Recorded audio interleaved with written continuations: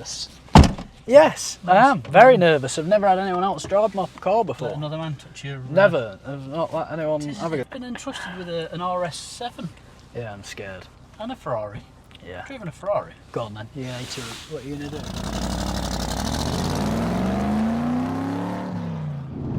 Hello viewers, I'm Jonathan. Welcome back to the channel. This is Lewis. And this is Lewis's RS3.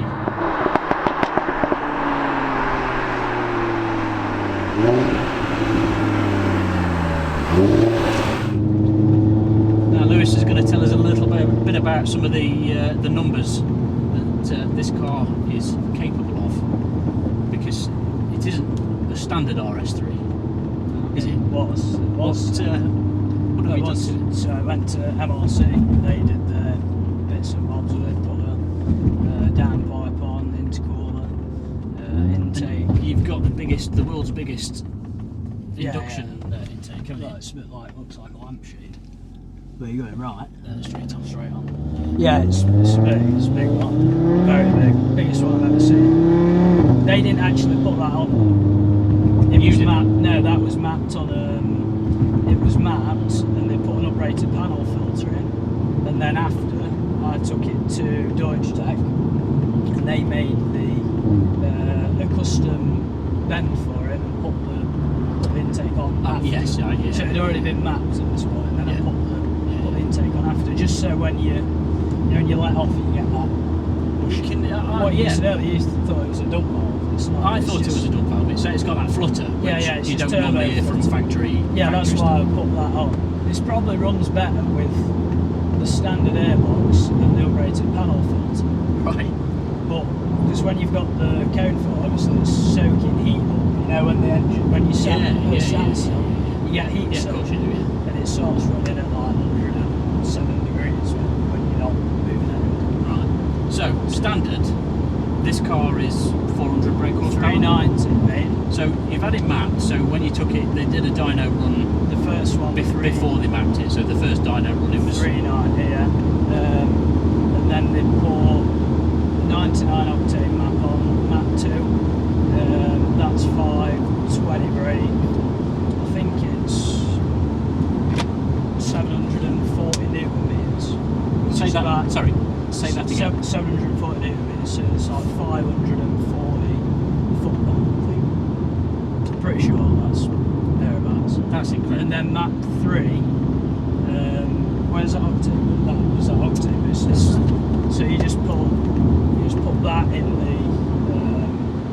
the tank before you put your fuel in. Yeah. And it makes 560.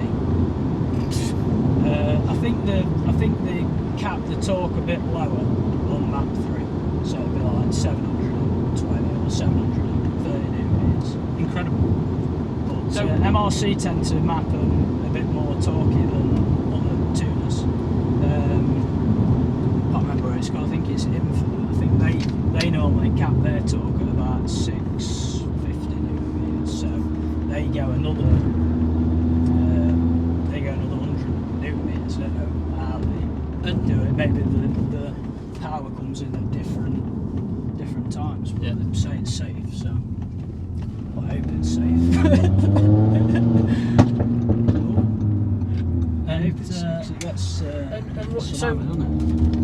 You've not actually done a run, but I mean you get a fair idea, don't you? But what do you reckon this can do 0 to 60?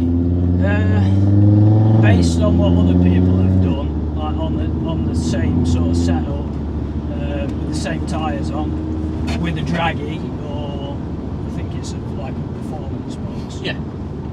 They generally do like 2.8, I think 2.9 or something like that.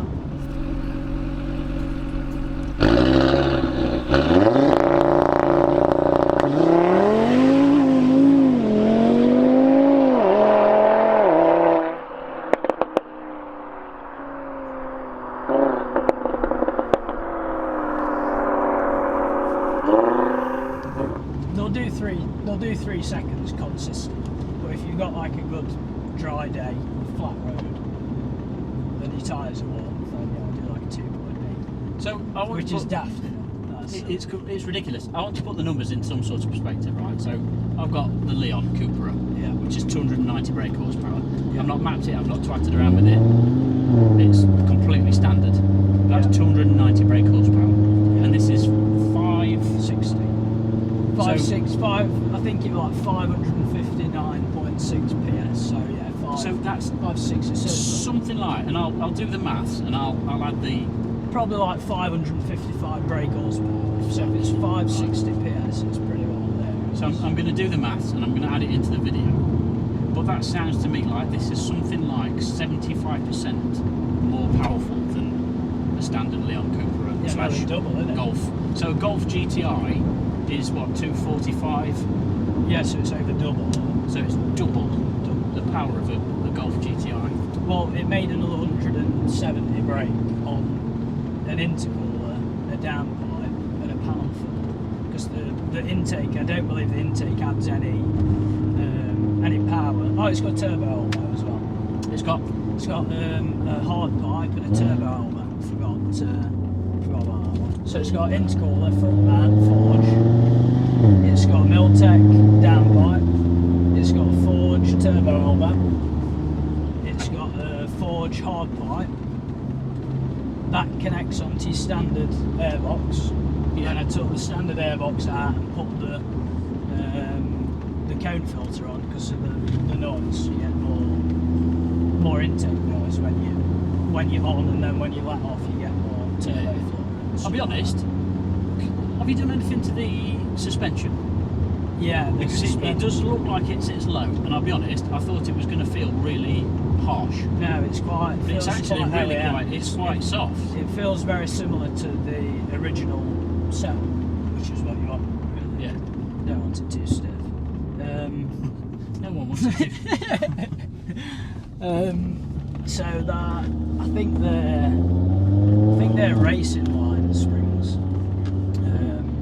25mm drop. So it's just the springs. Springs, just 25mm drop all around. So and then, no dampers or coilovers. No, just standard. And then spacers.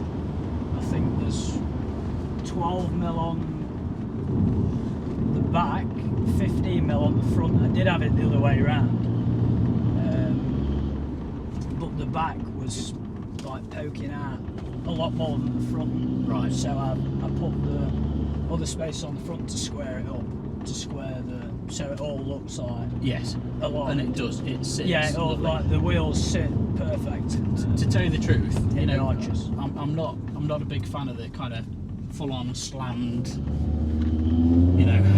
wheels disappearing into wheel arches. That's not for me, and you lose handling. But you like it when it stands, like when it sits. Yeah, nice. absolutely. Yeah, no arch. There's you got a little bit of arch gap, but you don't want it. Were pretty big before. They look like they're on stilts.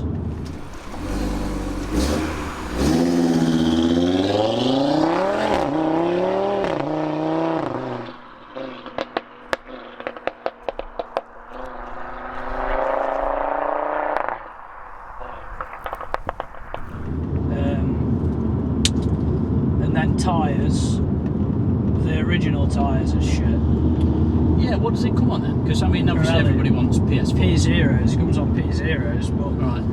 When they mapped it as well, they said whatever you do, don't go full throttle with traction control turned on.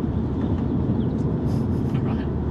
I don't know what the reason. I'm assuming the reasoning is because it'll keep trying to cut in, and when you put another 170 brake through the engine, it's probably not going to do it very good. Yeah. And the diff and the Haldex and shit, that's probably not going to. Yeah, that makes so. a fair amount of sense. When I left MRC, I had the Pirelli P0s on. Obviously, I turned the traction control off, and it was January sometime when it had been done. So I put my foot down, all four wheels just spinning up.